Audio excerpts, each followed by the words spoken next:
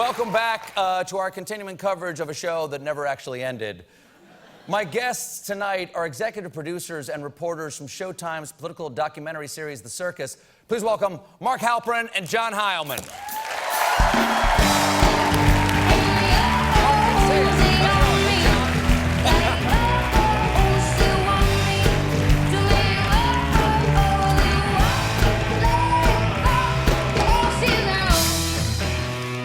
Gentlemen, before we get into our conversation, I understand from the documentary you guys drink a fair amount on the trail.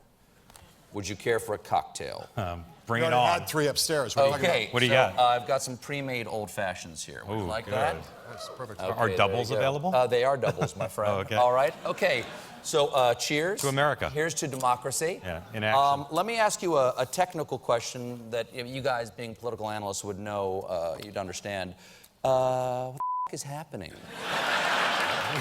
That is the term the political scientists use. So you've got your little magic boxes here, okay? You got your Hitchhiker's Guide to the Galaxy, which technically should say "Don't panic" on the front of them.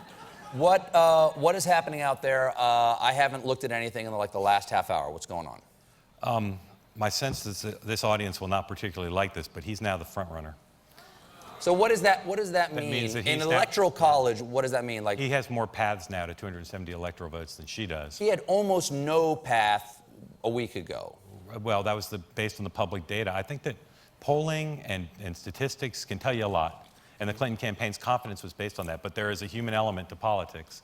And it appears that it doesn't mean he's going to win, but it appears that the momentum and the desire for change in the country has made this a much closer race than people thought.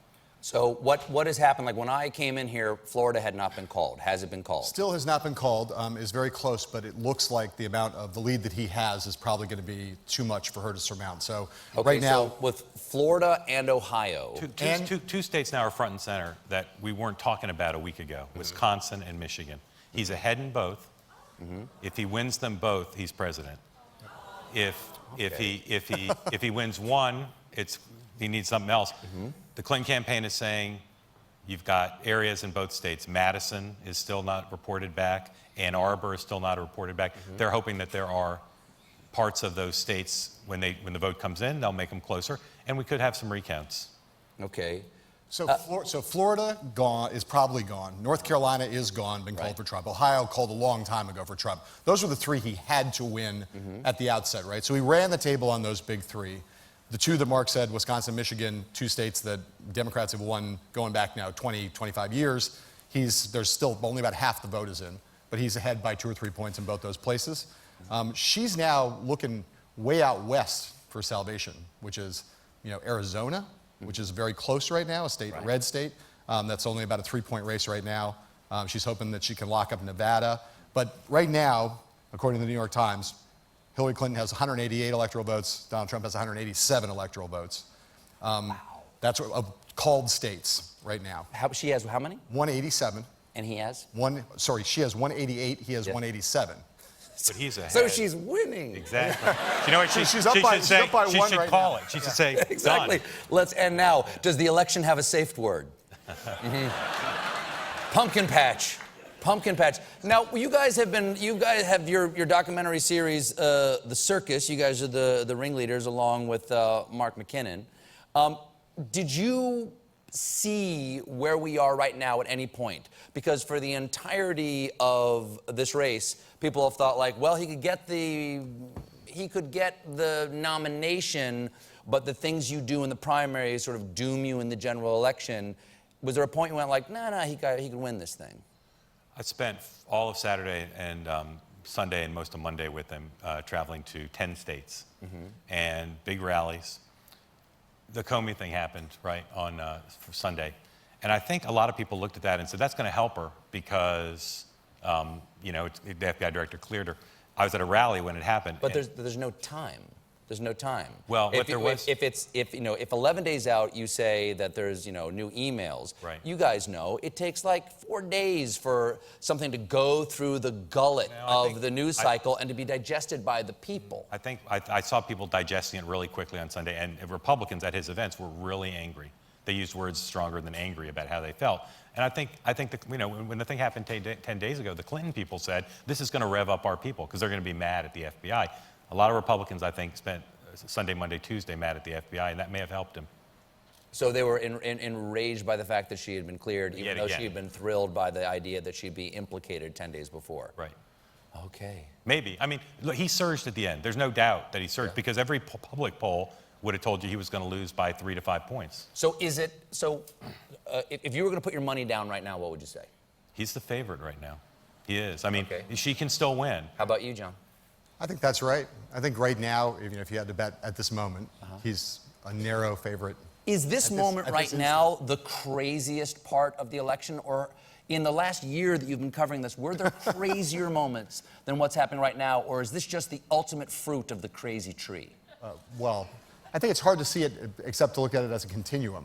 You know, the guy who just got found on a video with him saying that he, because he was famous, was allowed to grab women by the that guy, and the guy who's done all the other things he's done, the things that are either outright racist or close to racist, every democratic norm that he's violated over the course of the time of this year, every one of them has been kind of an unprecedented thing that we've never seen in our history covering this business, right? And then to get here and have him be winning, it's, is that the craziest? It's kind of the compounding of all the crazinesses that leads to this particular moment of craziness.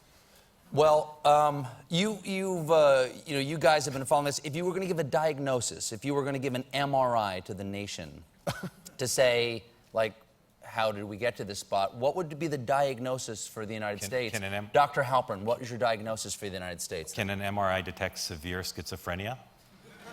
I mean, brain damage, but not anything chemical. Country's really divided. If he wins, it'll be a surprise from a political science and journalistic point of view. But a lot of people in the country are going to be really upset. Just as if she wins, a lot of people are going to be really upset. So this has been the sort of darkest presidential campaign I've covered. I've covered everyone since '88, and the aftermath now, because it's going to be so close, whoever wins, it's going to be a really challenging time for America.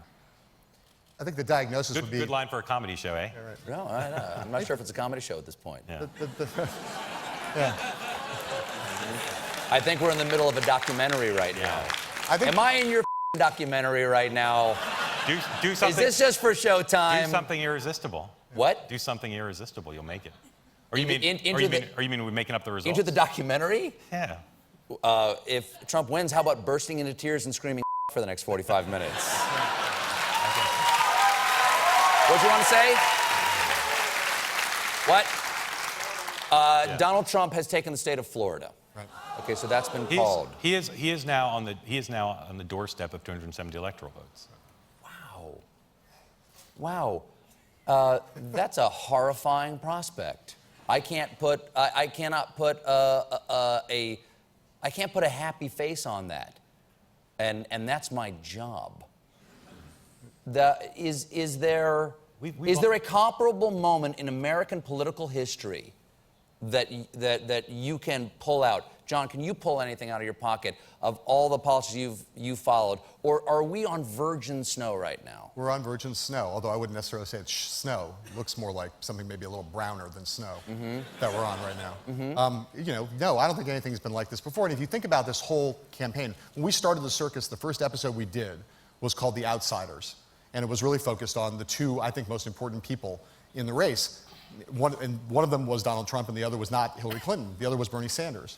And to go to your thing about the MRI of the soul, which presidential politics is to some extent, if you did an MRI of the country, I think terminal grievance and anger and populist ire is the thing that afflicts both sides, Democrat on the far left and the far right. And that's what you saw all year long as you went out and spent time, as we did with people in focus groups, was that people are really pissed off. And a lot more pissed off than a lot of people who live in New York City and spend a lot of time in the kind of places that we spend time understand just how comprehensively pissed off they are at Democrats, Republicans, Wall Street, the Fortune 500, the media, everybody. And that sense of like anger, outrage, grievance drove a lot of our politics this year. Again, left and right. It just happened that Bernie Sanders fell a little bit short on the left of getting the nomination. Donald Trump staged a hostile takeover of the Republican Party on the right.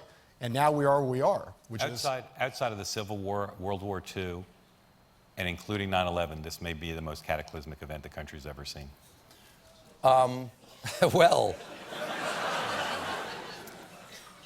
Happy We'll be right times. back after this message from Calgon. Well, listen. Okay, so here we are.